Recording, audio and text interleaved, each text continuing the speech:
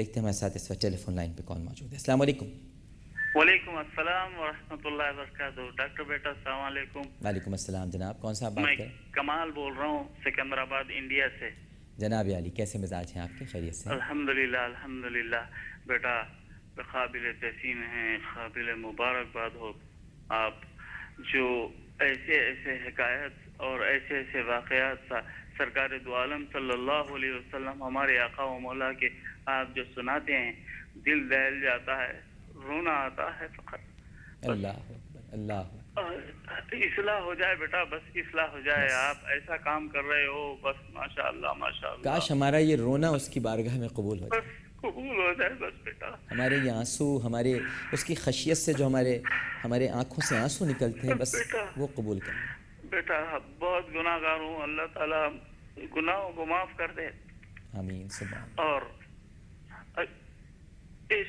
سرکار کی گلی کا کتا آئے ہائے ہائے کی ہائے حیثیت بھی آئے ہائے مل جائے تو آئے ہائے ہائے ہائے. اللہ ان کی اکبر, گلی اللہ. کا کتا کہلواؤں تو آئے ہائے ہائے ہائے.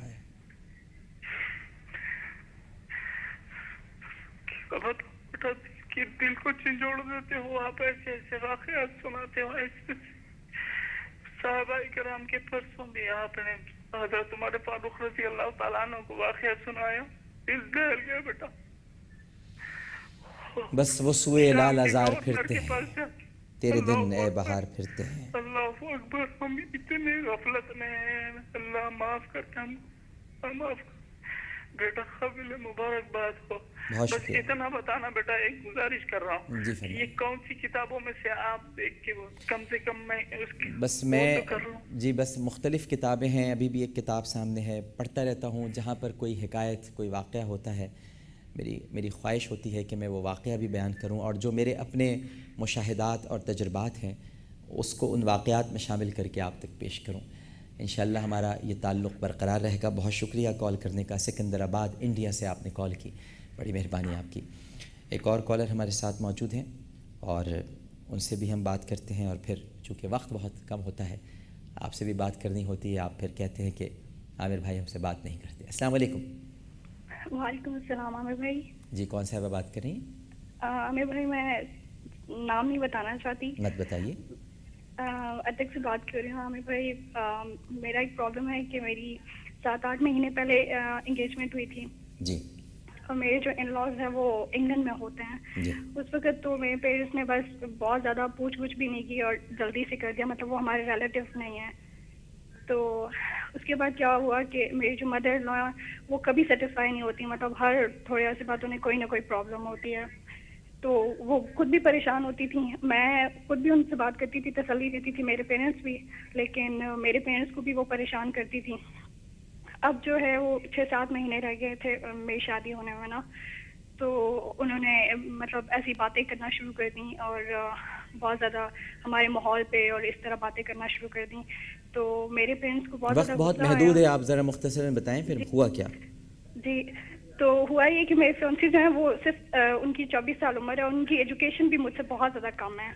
تو میرے پیرنٹس نے کیا کیا, انہوں نے میرے فیونسی نے بھی اپنی امی کی باتوں میں اب کرنا کیا ہے یہ بتائیے آپ. یہ تو میں سب سمجھ گیا, لیکن مجھے سمجھ نہیں آئی کہ میرے پیرنٹس نے میری انگیجمنٹ توڑ دیا, ابھی 1 ہفتہ ہی ہوا ہے. تو مجھے خود سمجھ نہیں آ رہی کہ اب میں کیا کروں, مطلب مجھے خود بھی اپنا ایک ڈیسیژن لینا ہے. میرے پیرنٹس مجھ سے پوچھتے ہیں لیکن سمجھ نہیں آ رہی. حالانکہ دیکھیے اگر والدین نے یہ فیصلہ کیا ہے تو یقیناً وہ جہاں دیدہ ہیں, جہاں بینا ہیں, کچھ دیکھا ہوگا, کچھ سمجھا ہوگا, اور اس کے بعد کوئی نہ کوئی فیصلہ کیا ہوگا. اگر نکاح کا معاملہ ہوتا تو شاید میں آپ سے کچھ اور بات کہتا, لیکن یہ صرف منگنی کی بات ہے. اور اگر منگنی ٹوٹ گئی ہے تو کوئی ایسے دل برداشتہ ہونے کی ضرورت نہیں ہے. دل کو چھوٹا مت کیجیے. میں نے پھر آپ سے عرض کیا کہ نکاح کی اگر بات ہوتی تو شاید میں آپ سے کچھ اور بات کہتا, لیکن اگر منگنی ٹوٹی ہے تو ماں باپ نے کوئی فیصلہ کیا ہے تو سوچ سمجھ کے کیا ہوگا. آپ چھوڑ دیجئے, بھول جائیے, اور والدین کو راضی کرنے کی کوشش کریں. آپ کو بس اتنا بتا دوں کہ دیکھیے میری نہ ماں ہے نہ میرے باپ ہیں, اور میں اب مسکین بھی ہوں اور یتیم بھی ہوں. تو مجھے اندازہ ہے کہ ماں باپ جب نہیں ہوتے تو وقت کیسے گزرتا ہے, کوئی اپنا نہیں ہوتا. یہ سارے جو لوگ ہوتے ہیں نا آپ کے ارد گرد, میرے ارد گرد بہت لوگ ہیں آپ کو نہیں پتہ، لیکن اپنا کوئی نہیں، بہت ہے، بڑے ہیں، دوست بھی بنتے ہیں، ساتھی بھی بنتے ہیں، یار بھی کہتے ہیں، اس کے ساتھ ساتھ سب آرڈینیٹس بھی ہیں، کام بھی کرتے ہیں بہت سارے لوگ میرے ساتھ، لیکن یہ تو میں جانتا ہوں میرا کون ہے اور کون نہیں ہے۔ کوئی کسی کا نہیں ہوتا، صرف ایک ہے، وہی تھا، وہی ہے اور وہی رہے گا، اور وہ ہے اللہ سبحانہ و تعالی۔ کبھی دل گھبرائے تو اس سے باتیں کیا کریں، جیسے حضرت علی نے کہا تھا کہ جب میرا دل چاہتا ہے کہ میں خدا سے باتیں کروں تو میں نماز پڑھتا ہوں، اور جب میرا جی چاہتا ہے کہ خدا مجھ سے باتیں کرے تو میں قرآن پڑھتا ہوں۔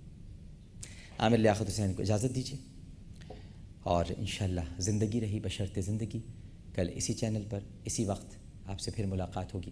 میری کوئی بات اگر طبیعت پر گراں گزری ہو تو میں صدق دل سے معافی مانگتا ہوں۔ انشاءاللہ زندگی رہی تو آپ سے پھر بات ہوگی۔ اپنا بہت خیال رکھیے گا، اللہ حافظ۔